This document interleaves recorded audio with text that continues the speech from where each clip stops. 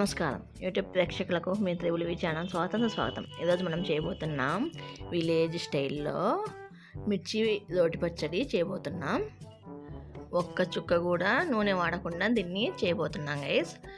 దీన్ని మనకు ఆరోగ్యం బాగాలేనప్పుడు అంటే జలుబు, దగ్గు, జ్వరము ఇలా ఏవైనా మనకు వచ్చినప్పుడు, నోరు బాగాలేనప్పుడు ఇలా ఈ రోటి పచ్చడిని చేసుకొని తింటే చాలా బాగుంటుంది. నోటికి ఎంతో రుచిగా ఉంటుంది. దీనికి ముందుగా ఇలా కొంచెం మందంగా ఉండి కారం తక్కువగా ఉండే పచ్చిమిరపకాయలను తీసుకోండి. మరి కారం తక్కువగా ఉండకూడదు, మీడియంగా ఉండే పచ్చిమిరపకాయలు తీసుకోండి. ఓ 10 నుంచి 12 పచ్చిమిరపకాయలను తీసుకొని ఇలా నీటిలో వేసుకొని బాగా శుభ్రంగా కడుక్కోవాలి. వీటిని నీళ్లుగా లేకుండా తుడుచుకునే పని కూడా లేదు గైస్.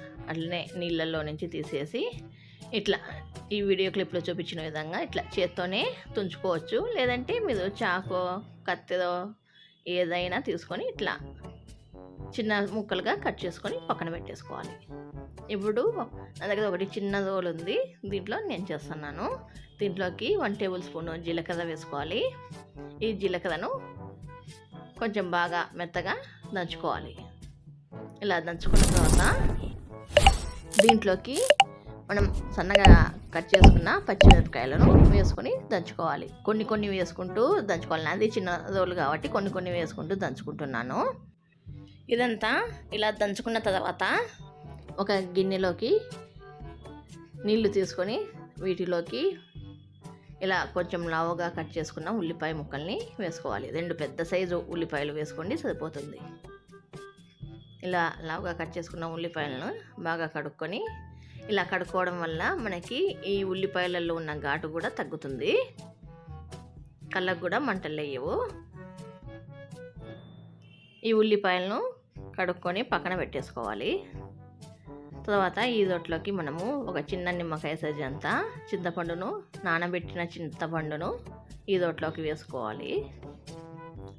అలాగే రుచికి తగ్గట్టుగా ఉప్పు కూడా, నేను రాళ్ళు ఉప్పే వేసేది.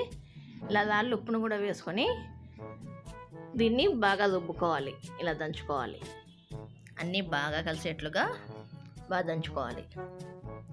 ఇలా వీటన్నిటిని దంచుకున్న తర్వాత దీంట్లోకి మనము ముందుగా కట్ చేసుకొని కడుక్కొని పెట్టుకున్నాం కదా, ఆ ఉల్లిపాయ ముక్కలన్నిటిని వేసుకొని కచ్చాపచ్చాగా దంచుకోవాలి. మీ దగ్గర రోలుగిన అవైలబుల్లో లేకపోతే మిక్సీకైనా బరకగా వేసుకోండి.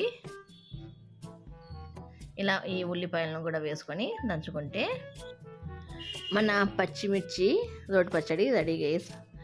ఇది ఒక అన్నంలోకే కాదు, బ్రేక్ఫాస్ట్లలో కూడా చాలా బాగుంటుంది. ముఖ్యంగా పెరుగన్నంలోకి అద్భుతంగా ఉంటుంది. వేడి అన్నంలో ఇంత నెయ్యి కానీ వేరుశనగ ఆయిల్ కానీ వేసుకొని తింటే సూపర్గా ఉంటుంది.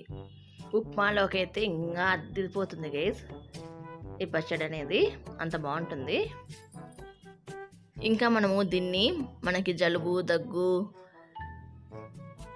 జ్వరము ఇలా వచ్చినప్పుడు తిన్నా బాగుంటుంది. అలాగే నోరు బాగాలేనప్పుడు, అలాగే ఏం చేయాలనో తోచినప్పుడు కూడా దీన్ని ఈజీగా ఇలా చేసేసుకోవచ్చు. అన్నీ ఇంట్లో ఉండే వాటితోనే చిటికెలో చేసేసుకోవచ్చు. దీన్ని ఒక్క చుక్క కూడా ఆయిల్ దీంట్లో అవసరం లేదు గైస్. అలాగే ఇదంతా మనము ఒక గిన్నెలోకి తీసేసుకున్న తర్వాత కొంచెం సన్నగా కట్ చేసుకున్న కొత్తిమీర కూడా కలుపుకొని తింటే మన రోటి పచ్చడి రెడీ గైస్. చూడండి గైస్, దీన్ని చూస్తూ ఉంటేనే నాకు నోట్లో నీళ్ళు వదిలిపోతున్నాయి. మీకు కూడా నోట్లో నీళ్ళు తింటే కామెంట్లో తెలపండి గైస్. ఇప్పుడు దీన్ని ఎలా తినాలనో చూపిస్తాను గైస్. ఇట్లా ఒక ప్లేట్లోకి వేడి అన్నం వడ్డించుకోవాలి. ఇలా వేడి అన్నం వడ్డించుకున్న తర్వాత ఈ అన్నంలోకి మనము ముందుగా దంచి పెట్టుకున్న పచ్చడిని పెట్టుకొని దానిపైన నెయ్యి బదులు ఈ ఒక్కసారి నేను చెప్పింది నమ్మి నా మాట విని ఒక్కసారి వేరుశనగాయలు 1 స్పూన్ వేసుకొని ఈ పచ్చళ్ళలోకి కలుపుకొని తినండి గైస్. చాలా అద్భుతంగా ఉంటుంది, చాలా బాగుంటుంది. ఇది నోటికి రుచిని ఇవ్వడంతో పాటు ఆరోగ్యానికి కూడా చాలా మంచిది గైస్. ఈ వీడియో కనుక మీకు నచ్చితే మీ ఫ్రెండ్స్ అండ్ ఫ్యామిలీ మెంబర్స్కి షేర్ చేయండి గైస్. ఇలా మనము కలుపుకొని దీంట్లో కొంచెం వేరుశనగాయలు కూడా వేసేసుకొని కలుపుకొని తింటే చాలా అంటే చాలా బాగుంటుంది. ఈ వీడియో కనుక మీకు నచ్చినట్లయితే please like, share, subscribe, comment and గంట నల్ల పెట్టుకోండి గైస్. ఈ వీడియో కింద గైస్ బాయ్.